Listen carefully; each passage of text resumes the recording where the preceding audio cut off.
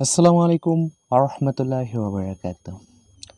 আজকে আমরা কোষ বিভাজন এই বিষয়টা, এটা এসএসসি হোক অথবা এইচএসসি, যে স্টুডেন্টই হোক না কেন, তার এই কোষ বিভাজনের অসুবিধা থেকেই থাকে। মেইনলি আসলে এই কোষ বিভাজনের ধাপগুলো, মাইটোসিস ধাপের যেগুলো আমি মূলত আজকের ক্লাসে মাইটোসিস ধাপের মাইটোসিস কোষ বিভাজনের যে ধাপগুলো আছে, এই ধাপগুলো আসলে মনে রাখার টেকনিক দেখাবো, ঠিক আছে? এবং সকল বেসিক আলোচনা করব, খুঁটিনাটি যতগুলা আসলে দ্বন্দ্ব থাকে। তো এখন আমরা কোষ বিভাজন করতে যাচ্ছি।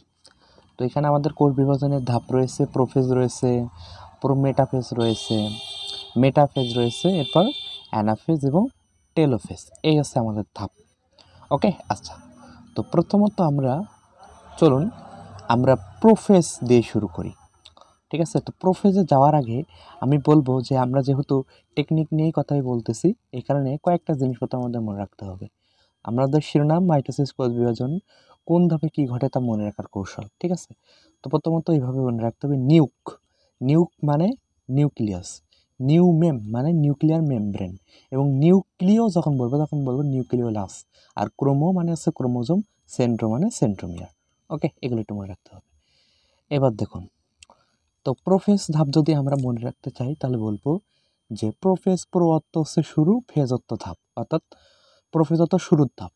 আচ্ছা, এখন প্রোফেজটা যদি মনে রাখতে চাই তাহলে আমাদের এই যে ছন্দটা একটুখানি মনে রাখতে হবে আর কি, যে নিউক বড় হয়ে ক্রোমো থেকে জল নিয়ে খাটো এবং মোটা হয়, মোটা হয়ে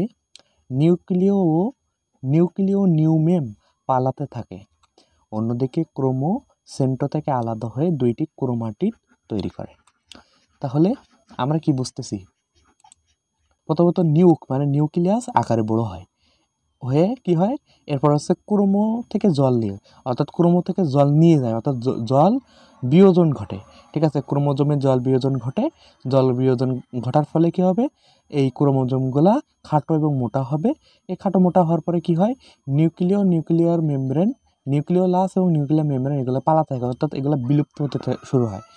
এবং অন্যদিকে কি হয়, যে ক্রোমোসেন্ট্রো থেকে আলাদা হয়ে দুটি ক্রোমাটিড তৈরি করে, অর্থাৎ ক্রোমোজোম সেন্ট্রোমিয়ার থেকে আলাদা হয়ে দুইটি ক্রোমাটিড তৈরি হয়। এই প্রোফেজ ধাপের মূল জিনিসগুলো হচ্ছে এটা। ওকে, তাহলে আমরা একটুখানি ব্যাখ্যা দেখি যে কথা হলো যে আমাদের যদি প্রশ্ন আসে তাহলে আমরা কিভাবে লিখব। আমাদের প্রশ্ন যদি পরীক্ষা আসে তাহলে আমরা প্রথমে এভাবে বলবো, প্রো অর্থ শুরু এবং ফেজ অর্থ ধাপ, অর্থাৎ প্রোফেজ অর্থ শুরুর ধাপ। এরপর লিখবো নিচে এর বর্ণনা দেওয়া হলো। এরপরে আমরা প্রোফেজের যে চিত্রটা রয়েছে, প্রোফেজের এই চিত্রটা আমরা দেওয়ার চেষ্টা করবো। উদ্ভিদ কোষে, প্রাণী কোষে দেওয়ার দরকার নেই, এই চিত্রটা দিব, এই উদ্ভিদ কোষে এই চিত্রটা দিব, দিয়ে আমরা বলবো চিত্র প্রোফেজ। এরপর প্রথমত বলবো যে প্রত শুরু, ফেজত ধাপ, অর্থাৎ শুরুর ধাপ, প্রোফেজত শুরুর ধাপ, নিচের বর্ণনা দিতে হলো, বর্ণনা দেওয়া হলো বলে আমরা চিত্রটা এঁকে দেবো, এঁকে দিয়ে এরপর আমরা লেখা শুরু করব। প্রথমত আমরা এভাবে লেখা শুরু করব যে এই ধাপে নিউক্লিয়াস আকারে বড় হয় এবং এটি হচ্ছে কি দীর্ঘস্থায়ী ধাপ। এরপরে ক্রোমোজোমে জল বিয়োজন শুরু হয়। এটা কিন্তু মনে রাখার টেকনিক পাশেই দিয়ে দিছি, কীভাবে মনে রাখতে হবে না রাখতে হবে। এগুলো এইভাবে মনে রাখলে আসলে মনে থাকবে, ঠিক আছে? কোন ধাপে কী হয় এগুলো খুব ভালোভাবে মনে থাকবে, খুবই কার্যকরী পদ্ধতি, ঠিক আছে? তাহলে বলবো প্রথম আমরা লিখবো যে এই ধাপে নিউক্লিয়াস আকারে বড় হয় এবং এটি হচ্ছে কি দীর্ঘস্থায়ী ধাপ। এই ধাপে ক্রোমোজোমে জল বিয়োজন শুরু হয়। ক্রোমোজোমের জল বিয়োজন, এখানে লিখে দিচ্ছি যে ক্রোমোজোমের জল বিয়োজনের পরে সাইক্লিন ডিপেন্ডেন্ট কাইনেস বা সিডিকে এর প্রভাবে ক্রোমোজোমগুলো খাটো এবং মোটা হয়। যে ক্রোমোজোমগুলো ক্রমাগত খাটো এবং মোটা হয় কিসের প্রভাবে? এই সিডিকে বা সাইক্লিন ডিপেন্ডেন্ট কাইনেসের প্রভাবে এই ক্রোমোজোমগুলা ক্রমাগত খাটো এবং মোটা হয়। এরপরে এখানে আমি কিন্তু এটা লিখে দিচ্ছি যে নিউমেম পালাতে থাকে, অর্থাৎ নিউক্লিওলাস এবং নিউক্লিয়ার মেমব্রেনের বিলুপ্ত হওয়া শুরু হয়। এটা কিন্তু শেষ লাইনে লিখে দিয়েছি, এখন লিখবো না এটা। তাহলে আমাদের যদি পরীক্ষা আসে তাহলে আমরা ওই প্রথমত উপরত শুরু, ফেজত ধাপ লিখে চিত্র দিয়ে এরপর আমরা লেখা শুরু করবো যে এই ধাপে নিউক্লিয়াসের আকারে বড় হয় এবং এটি হচ্ছে দীর্ঘস্থায়ী ধাপ। ক্রোমোজোমের জল বিয়োজন শুরু হয় এবং ক্রোমোজোমের জল বিয়োজনের পরে সাইকেল ইন্ডিপেন্ডেন্ট কাইনেস বা সিডিকে এর প্রভাবে ক্রোমোজোমগুলো ক্রমাগত মোটা এবং খাটো হয়। এরপরে আমরা লিখব যে ক্রোমোজোমীয় জটলা খুলে যায় এবং এরপরে ক্রোমোজোমীয় জটলা খুলে যায় এবং ক্রোমোজোমের রং ধারণ ক্ষমতা বৃদ্ধি পায়, ফলে অণুবীক্ষণিক যন্ত্রে এটি দৃশ্যমান হয়। এরপর বলবো যে ক্রোমোসেন্ট্র থেকে আলাদা হয়, অর্থাৎ ক্রোমোজোম সেন্ট্রোমিয়ার থেকে আলাদা হয়ে দুটি ক্রোমাটিড তৈরি করে। ওই যে আমরা যে লাস্টের লাইনটা, ওটার থেকে আমরা এইটা লিখে দিলাম যে ক্রোমোসেন্ট্রো থেকে আলাদা হয়ে দুটি ক্রোমাটিড তৈরি করে। তাই আমরা লিখতেছি ক্রোমোজোম সেন্ট্রোমিয়ার থেকে আলাদা হয়ে দুটি ক্রোমাটিড তৈরি করে। শেষ। এটা হচ্ছে কত, 5 নম্বর পয়েন্ট। এরপর আমরা আছে এখানে 5, এরপরে আমরা একটু 6 নম্বর যেটা রয়েছে 5 নম্বর এটা।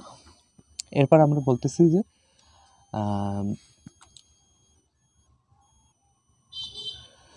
এরপর আমরা বলবো শেষ লাইনে আমরা এটা বলবো যে 6 নম্বর লাইনে এটা কিন্তু 6 নম্বর লাইনে, এই যে লিখে দিয়েছে এই যে 6, এখানে দেখাই যাচ্ছে 6 নম্বর লাইনে আমরা বলবো যে এই ধাপের শেষের দিকে নিউক্লিওলাস নিউক্লিয়ার মেমব্রেনের বিলুপ্ত হওয়া শুরু হয়। এরপর লিখবো যে একদম শেষের লাইন যে এবং স্পিন্ডল তন্তু সৃষ্টি এবং প্রাণীকোষের ক্ষেত্রে সেন্ট্রাল দুটি বিভাগে বিভক্ত হয়ে যায়। এভাবে কিন্তু আমরা এই পুরো প্রোফেসের জিনিসটা আমরা এইভাবে লিখতে পারি, আর এইভাবে মনে থাকবে খুব সহজে।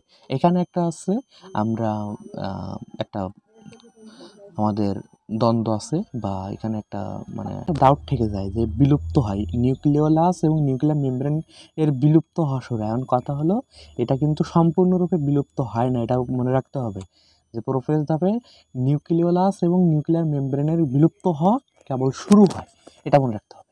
ওকে, তাহলে আমাদের পরীক্ষা আসলে আমরা এই প্রবর্ত শুরু এবং ফেজত্ব ধাপ অর্থাৎ প্রফেজত্ব শুরুর ধাপ, এরপর বলবো যে নিচের বর্ণনা দেওয়া হলো।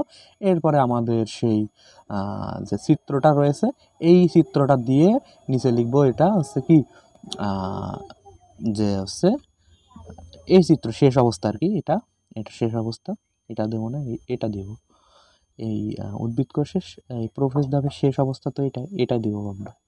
ঠিক আছে, তো আমরা ধাপটা দিয়ে দেব, এই যে এই চিত্রটা দিব এবং লেখার পরে লিখবো চিত্র প্রোফেস। এরপরে আমরা আমাদের বর্ণনাটা এবার আমরা খুব সুন্দরভাবে এখান থেকে দিতে পারবো আশা করি। আচ্ছা ঠিক আছে, এটা ছিল হচ্ছে প্রোফেস ধাপ। এবার হচ্ছে প্রোমেটাফেজ। এখন প্রোমেটাফেজ যদি আসে তাহলে আমাদের প্রোমেটাফেজের ক্ষেত্রে কিন্তু আমি মনে রাখতে বলতেছি যে পূর্ব মেটাত্ব মধ্য ফেজত্ব ধাপ, তাহলে বলতে পারি পূর্ব মধ্য ধাপ পূর্ব মধ্য ধাপ। এখানে প্রোমেটাফেজ ধাপে কি হয়, নিউমেম ও নিউক্লিয় বিলুপ্ত হয়ে এটা কিন্তু সম্পূর্ণ নয়, এখানেও কিন্তু বিলুপ্ত হতে থাকে, এটাও সম্পূর্ণ নয়। ঠিক আছে, নিউমেম ও নিউক্লিয় অর্থাৎ নিউক্লিয়ার মেমব্রেন ও নিউক্লিওলাস বিলুপ্ত হয়ে স্পিন্ডল যন্ত্রের সৃষ্টি হয়। তাহলে স্পিন্ডল যন্ত্রের সৃষ্টি হয় কোন ধাপে, প্রোমেটাফেজ ধাপে। এটা খুবই গুরুত্বপূর্ণ এমসিকিউর জন্য। ঠিক আছে, আচ্ছা তাহলে নিউক্লিয়ার মেমব্রেন নিউক্লিয়াসে বিলুপ্ত, এখানেও বিলুপ্ত হতে থাকে এবং স্পিন্ডল যন্ত্রের সৃষ্টি হয় এবং সেন্টি 2 মেরুতে অবস্থান করে। সেন্টি মানে কি সেন্ট্রোমিয়ার। ঠিক আছে, সেন্ট্রোমিয়ার 2 মেরুতে অবস্থান করে। ঠিক আছে, আচ্ছা তাহলে আমরা বলতে পারি যে এই প্রোমেটাফেজ ধাপে কী হয়, নিউক্লিয়ার মেমব্রেন ও নিউক্লিওলাসের বিলুপ্তি ঘটে এবং স্পিন্ডল যন্ত্রের সৃষ্টি হয় এবং হচ্ছে কি সেন্ট্রোমিয়ার 2 মেরুতে অবস্থান করে। এটার ক্ষেত্রে আমি খুব সুন্দরভাবে কিন্তু আমি আসলে সৃজনশীলটা লেখার জন্য আমি কিন্তু লিখে দিছি, এখানে কোনো অসুবিধা হবে না। তো এক্ষেত্রে আমরা আগে কী করব, এক্ষেত্রে আমরা আগে এই লিখে দিব যে পূর্ব মেটাত্ব মধ্য এবং ফেজত্ব ধাপ অর্থাৎ পূর্ব মধ্য ধাপ, মাইটোসিস ধাপের পূর্ব মধ্য ধাপ বা দ্বিতীয় ধাপ বা এই পূর্ব মধ্য ধাপ এর নিচে এর বর্ণনা দেওয়া হলো দিয়ে এরপর আমরা এই যে আমাদের চিত্রটা দিয়ে দিব। চিত্র কোনটা দিব, আমাদের প্রোমেটাফেজ ধাপের আমরা চিত্রটা এটা দিব, আমরা কিন্তু এটা দিব না, আমরা এটা দেব। ঠিক আছে, আমরা এটা দিব বা আমরা এটাই দেব, অসুবিধা নেই। ঠিক আছে, আচ্ছা আমাদের বা এটা দিলে ভালো হবে, অবশ্য সমস্যা নেই। ঠিক আছে, আচ্ছা দেওয়ার পরে চিত্রটা দেওয়ার পরে আমরা এবার বর্ণনা দিব যে এই যে আমাদের এই পর্যায়ের প্রথম দিকে এটা তো প্রোমেটাফেজ। ঠিক আছে, প্রোমেটাফেজ, তাহলে আমরা এখন বর্ণনা দিব যে এই পর্যায়ের প্রথম দিকে তন্তুময় প্রোটিন নির্মিত 2 মেরু বিশিষ্ট স্পিন্ডল যন্ত্রের সৃষ্টি হয়। প্রোমেটাফেজ ধাপে স্পিন্ডল যন্ত্রের সৃষ্টি, এক মেরু থেকে অপর মেরু পর্যন্ত বিস্তৃত তন্তুগুলোকে স্পিন্ডল তন্তু বলা হয়। কোনটা তন্তু আছে এখানে আমাদের চিত্রে কিন্তু রয়েছে। এক মেরু থেকে এই যে অপর মেরু পর্যন্ত বিস্তৃত এইগুলাকে কি বলা হয়? স্পিন্ডল তন্তু বলা হয়। এক মেরু থেকে অপর মেরু পর্যন্ত যে বিস্তৃত যে তন্তুগুলো একে বলা হয় স্পিন্ডল তন্তু। আর এই যে তন্তুগুলো এগুলো ক্রোমোজোমের সেন্ট্রোমিয়ারের সাথে আকর্ষণ করে বলে একে ট্যাকশন ফাইবার বা আকর্ষণ তন্তুও বলা হয়। এবং এই তন্তু ক্রোমোজোমের গায়ে লেগে থাকে, এজন্য একে ক্রোমোজোমাল তন্তুও বলা হয়। ক্রোমোজোমের সেন্ট্রোমিয়ার স্পিন্ডল তন্তুর সাথে লেগে থাকে, তখন ক্রোমোজোমগুলো হালকা আন্দোলিত হয় বা নাচতে শুরু হয়, একে আমরা ক্রোমোজোমীয় নৃত্য বলি। নিউক্লিয়ার মেমব্রেন ও নিউক্লিয়াসের তো বিলুপ্তি ঘটতে থাকেই। এরপর প্রাণীকোষের ক্ষেত্রে সেন্ট্রাল দড়ি দুই মেরুতে অবস্থান করে এবং অ্যাস্টারসে বিস্তৃত হয়। এটা ছিল আমাদের প্রোমেটাফেজ ধাপে আমরা এটা বর্ণনা করতে পারব। আচ্ছা, এখন আমরা চলে আসি, প্রোমেটাফেজ তো গেল, এরপরে আমাদের মেটাফেজ অর্থাৎ মধ্য ধাপ। মেটাফেজ অর্থাৎ এই যে আমাদের মেটাফেজ মধ্য ধাপে রয়েছে। তো আমরা মেটাফেজের ক্ষেত্রেও আমরা একটা ছন্দের মাধ্যমে মনে রাখতে পারবো। সেটা হলো যে মেটা সেন্ট্রিকে মোটা এবং খাটো হয়, আর হচ্ছে নিউমেম ও নিউক্লিয় সম্পূর্ণ বিলুপ্তি হওয়া শুরু হয়। ঠিক আছে, সম্পূর্ণ বিলুপ্তি হওয়া শুরু হয়, বিলুপ্ত হয়, তাই তো। আচ্ছা, সম্পূর্ণ এই যে নিউমেম ও নিউক্লিয়াসের সম্পূর্ণ বিলুপ্তি হওয়া শুরু হয়। তাহলে আমরা মেটাসেন্ট্রিকে মানে বোঝাতে চাচ্ছি যে মেটা মানে মেটাকাইনেসিস ঘটে। এরপরে সেন্ট্রিকে অর্থাৎ এখানে সেন্টি দ্বারা বোঝাচ্ছে অপত্য সেন্ট্রোমিয়ারের তৈরি হয়, অর্থাৎ সেন্ট্রোমিয়ার দুই ভাগে বিভক্ত হয়ে যায়। এই যে দুই ভাগে বিভক্ত, এখানে লিখেই দিয়েছি দুই ভাগে বিভক্ত ছোট্ট করে। অপত্য সেন্ট্রোমিয়ারের তৈরি মানে কি? সেন্ট্রোমিয়ার দুই ভাগে বিভক্ত হয়ে যায়, মোটা এবং খাটো হয়, অর্থাৎ ক্রোমোজোমগুলো মোটা এবং খাটো হয়। এটা মনে রাখতে হবে, মোটা এবং খাটো হয় দ্বারা ক্রোমোজোমগুলো মোটা এবং খাটো হয়। কিসের মাধ্যমে? এটা হচ্ছে সুপার বয়েলিং পদ্ধতিতে, যাকে বলা হয় এই যে সুপার বয়েলিং পদ্ধতিতে। আর এই যে মোটা এবং খাটো হওয়া তৈরির যে প্রক্রিয়াকে বলতেছি আমরা কন্ডেনশন বলি আমরা। এরপরে নিউমেম ও নিউক্লিয় সম্পূর্ণ বিলুপ্ত, নিউক্লিয়ার মেমব্রেন ও নিউক্লিওলাসের সম্পূর্ণ বিলুপ্তি ঘটে। এটা হলো কথা। আর মেটাকাইনেসিসটা কি? এটা হচ্ছে ক্রোমোজোম যখন বিষুবীয় অঞ্চলে অবস্থান করে তখন তাকে বলা হয় মেটাকাইনেসিস। তাহলে আমাদের যদি পরীক্ষা আসে যে মেটাফেজ ধাপের বর্ণনা দাও, তাহলে আমরা প্রথমেই লিখব যে মেটাফেজ অর্থ হচ্ছে মধ্য ধাপ। মেটা অর্থ মধ্য আর ফেজ অর্থ ধাপ, মধ্য ধাপ। তো মধ্য ধাপ নিচে এর মানে মাইটোসিস বিভাজনের মধ্য ধাপকে বলা হয় মেটাফেজ ধাপ, নিচের বর্ণনা দেওয়া হলো। এরপর আমরা মেটাফেজের যে চিত্রটা রয়েছে, এই যে আমরা এই চিত্রটা দিয়ে দেব, এই চিত্রটা দিব মেটাফেজ ধাপের। তারপরে আমরা চিত্রটা দেওয়ার পরে আমরা এবার লেখা শুরু করব, যে এই লেখা এইভাবে শুরু করব, আমি যেভাবে বলতেছি এটাই লিখলেই হয়ে যাবে। যে এই ধাপে শুরুর দিকে মেটাকাইনেসিস ঘটে, অর্থাৎ ক্রোমোজোম বিষুবীয় অঞ্চলে অবস্থান করে, এবং এই ধাপে অপত্য সেন্ট্রোমিয়ারের তৈরি হয়, অর্থাৎ সেন্ট্রোমিয়ার দুই ভাগে বিভক্ত হয়ে যায় এবং ক্রোমোজোমগুলা সর্বোচ্চ মোটা এবং খাটো হয় সুপার বয়েলিং পদ্ধতিতে। এবং এই ক্রোমোজোমের মোটা এবং খাটো হওয়ার এই পদ্ধতি বা এই প্রক্রিয়াকে বলা হয় কন্ডেনশন। ঠিক আছে, এরপর লিখব যে এই ধাপের শেষের দিকে নিউমেম মানে নিউক্লিয়ার মেমব্রেন ও নিউক্লিওলাসের সম্পূর্ণ বিলুপ্তি ঘটে। আর এটাই হচ্ছে মেটাফেজ ধাপের বর্ণনা। ঠিক আছে, বোঝা গেছে? আচ্ছা, এটা মেটাফেজ। এরপর আছে আমরা আরেকটা ধাপ, অ্যানাফেজ। খুবই গুরুত্বপূর্ণ ধাপ। অ্যানা অর্থ হচ্ছে গতি আর ফেজ অর্থ ধাপ। আমরা গতি ধাপ না বলি গতিময় ধাপ। ওকে, গতিময় ধাপ। এখন আমরা এটা কীভাবে মনে রাখতে পারি? এই যে অপত্যক্রম মেরু অভিমুখে চলছে এবং পৌঁছে গেছে, এটা এইভাবে আমরা মনে রাখতে পারি যে অপত্যক্রম মেরু অভিমুখে চলছে এবং পৌঁছে গেছে। তাহলে এখানে কী হয়? অপত্যক্রম মানে অপত্য ক্রোমোজোমের সৃষ্টি, মেরু অভিমুখে মানে সেন্ট্রোমিয়ারের মেরু অভিমুখী চলন শুরু হয়, চলছে এবং পৌঁছে গেছে মানে ক্রোমোজোমগুলো সেন্ট্রোমিয়ারের কাছাকাছি পৌঁছে গেছে। তাহলে আমরা এই অ্যানাফেজের ক্ষেত্রে আমরা খুব সুন্দরভাবে প্রথমত বলবো যে অ্যানা অর্থ গতিময়, আর ফেজ অর্থ ধাপ, অর্থাৎ গতিময় ধাপ। অ্যানাফেজ অর্থ গতিময় ধাপ, নিচের বর্ণনা দেওয়া হলো। এরপর আমরা এই যে অ্যানাফেজের যে চিত্রটা রয়েছে এই চিত্রটা আমরা দিয়ে দেব। অ্যানাফেজের যে চিত্রটা রয়েছে আমরা চিত্রটা কি দিব, আমরা চিত্রটা দিয়ে দেব। চিত্রটা দেওয়ার পরে আমরা বলবো এবার হচ্ছে আমরা বর্ণনা দেওয়া শুরু করব। তো সে বর্ণনাটা কি অ্যানাফেজের ক্ষেত্রে? অ্যানাফেজের ক্ষেত্রে বর্ণনাটা হচ্ছে ক্রোমোজোমের সেন্ট্রোমিয়ার বিভক্ত হয়ে যায়। এই ধাপে ক্রোমোজোমের সেন্ট্রোমিয়ার বিভক্ত হলে অর্থাৎ অপত্য ক্রোমোজোমের সৃষ্টি হয়। ঠিক আছে, ক্রোমোজোমের সেন্ট্রোমিয়ার বিভক্ত হয়ে যায়, এক্ষেত্রে কী হয়, অপত্য ক্রোমোজোমের সৃষ্টি হয়। তারপরে সেন্ট্রোমিয়ারের মেরু অভিমুখী চলন শুরু হয়। এক্ষেত্রে ক্রোমোজোমগুলো যখন মেরু অভিমুখী হয় তখন সেন্ট্রোমিয়ার অগ্রগামী এবং বাহুদায় অনুগামী হয়। সেন্ট্রোমিয়ারটা কি হয়, সেন্ট্রোমিয়ার যেটা যে গোল যেটা সেন্ট্রোমিয়ার যেটা আমি দেখাই, এই যে কোথায় সে অ্যানাফেজ, এই যে সেন্ট্রোমিয়ারগুলা কি হয়, অগ্রগামী হয়, মেরুর দিকে হয়, আর বাহুদায় অনুগামী, মেরুর বিপরীতে থাকে। সেন্ট্রোমিয়ারগুলো আগে থাকে, বাহুগুলো পিছনে থাকে, এই জন্য সেন্ট্রোমিয়ার অগ্রগামী আর হচ্ছে বাহুদায় হচ্ছে কি অনুগামী। ঠিক আছে, আচ্ছা তাহলে সেন্ট্রোমিয়ার অগ্রগামী থাকে, মানে মেরুর দিকে থাকে, মেরুগুলো আর বাহুগুলো বিপরীত থাকে, মেরুর বিপরীতে থাকে।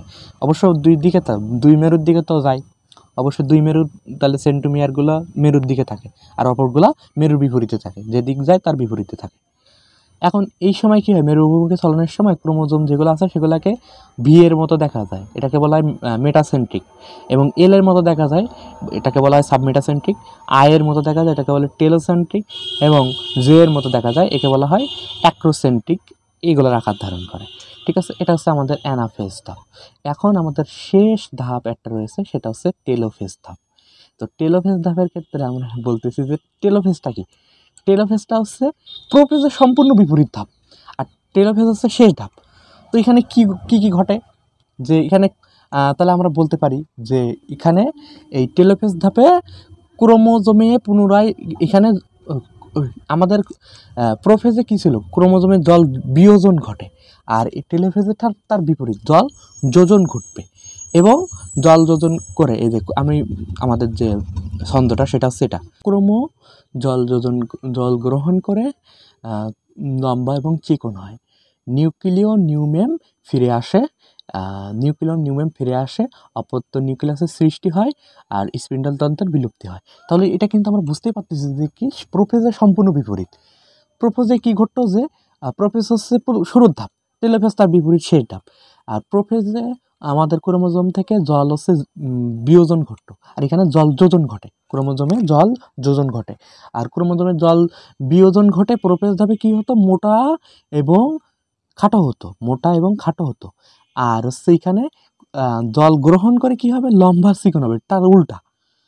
এবং প্রোফেজে ঘটতো যে নিউক্লিওলাস ও নিউক্লিয়ার মেমব্রেন, এই দুইটার কি ঘটে, বিলুপ্তি ঘটে, আর এখানে তার ঠিক উল্টা, এটার পুনরাবির্ভাব ঘটে, অর্থাৎ আবার পুনরায় ফিরে আসে, পুনরাবির্ভাব ঘটে বা আবার পুনরায় ফিরে আসে। আর এখানে কি হয় যে ওখানে হচ্ছে নিউক্লিয়াস হচ্ছে আকারে বড় হয়, আর এখানে হচ্ছে অপত্য নিউক্লিয়াসের সৃষ্টি হয়, অর্থাৎ নিউক্লিয়াস দুই ভাগে বিভক্ত হয়ে যায়। ঠিক আছে, ওখানে কিন্তু নিউক্লিয়াসটা আকারে বড় হতো, ওখানে নিউক্লিয়াসটা আকারে বড় হতো, আর এখানে এই যে মানে হচ্ছে প্রোফেজে কিন্তু নিউক্লিয়াসটা আকারে বড় হতো, আর এই টেলোফেজে এসে তখন অপত্য নিউক্লিয়াস, অর্থাৎ নিউক্লিয়াসটা তখন দুই ভাগে বিভক্ত হয়ে যায়। কথা হলো এটা, মানে ঠিক তার উল্টা। আর ওখানে স্পিন্ডল তন্তুর কেবল শুরু হতো, এই যে প্রোফেজে কিন্তু স্পিন্ডল তন্তু শুরু হতো, কিন্তু তার ঠিক উল্টা টেলোফেজে এসে স্পিন্ডল তন্তুর বিলুপ্তি ঘটে, এটা মনে রাখতে হবে। একদমই সহজ, যদি আমরা প্রোফেজ পারি তাহলে আমরা এই টেলোফেজ পাবো। তাহলে যদি আমাদের টেলোফেজ যদি পরীক্ষা আসে তাহলে কীভাবে লিখবো যে টেলোফেজ অর্থ হচ্ছে শেষ ধাপ, এটা মাইটোসিস ধাপে শেষ ধাপ, নিচের বর্ণনা দেওয়া হলো, এরপর আমরা চিত্রটা এঁকে দেবো। আমাদের চিত্র যেটা রয়েছে এই যে টেলোফেজ ধাপের, এই যে নিউক্লিয়াসটা কিন্তু দুই ভাগে বিভক্ত হয়ে গেছে। ঠিক আছে, এই টেলোফেজ ধাপের আমরা চিত্রটা এঁকে দিব, এঁকে দিয়ে এবার আমরা বর্ণনা করা শুরু করব যে এই ধাপে, অর্থাৎ টেলোফেজ ধাপে ক্রোমোজোমে জল যোজন ঘটে, এবং ক্রোমোজোমে জল যোজন ঘটার ফলে ক্রোমোজোমগুলো লম্বা এবং চিকন হয়। এরপর হচ্ছে, এবং এই ধাপে নিউক্লিওলাস এবং নিউক্লিয়ার মেমব্রেন এর পুনরাবির্ভাব ঘটে, অর্থাৎ পুনরায় ফিরে আসে, এবং এই ধাপে অপত্য নিউক্লিয়াসের সৃষ্টি হয়, অর্থাৎ একটা নিউক্লিয়াস একটা নিউক্লিয়াসে পরিণত হয় এবং এই ধাপে স্পিন্ডল তন্তুর বিলুপ্তি ঘটে। এটা হচ্ছে আমাদের টেলোফেজ ধাপ। তাহলে আমি আপাত দৃষ্টিতে মনে হতে পারে যে আসলে প্রশ্নটা কি এতটুকু ছোট না। আমি যখন চিত্র এঁকে দিয়ে বর্ণনাগুলো নিজের মতো খুব সুন্দরভাবে বর্ণনা করব, তখন কিন্তু আসলে জিনিসটা সৃজনশীলটা গয়ের জন্য যথেষ্ট হয়ে যাবে। ঠিক আছে, চিত্র অবশ্যই খুব ভালোভাবে আঁকা শিখতে হবে। তো এটা ছিল মূলত আমাদের মাত্র প্রায় 20 মিনিটের মতো আর কি। 20 মিনিটের মতো ক্লাসে আমরা এই পুরো কোষ বিভাজন, মাইটোসিস ধাপের কোষ বিভাজন খুব সুন্দরভাবে শিখে নিলাম এবং আশা করি এর মতো ইফেক্টিভ ক্লাস আর নাই। ইনশাআল্লাহ এই মাইটোসিস ধাপ মনে থাকবে এবং সৃজনশীলে ফুল নম্বর পাওয়া যাবে ইনশাআল্লাহ। তো দেখা হবে অন্য কোনো দিন, অন্য কোনো ভিডিওতে। ততক্ষণ পর্যন্ত ভালো থাকবেন। আসসালামু আলাইকুম ওয়া রাহমাতুল্লাহ।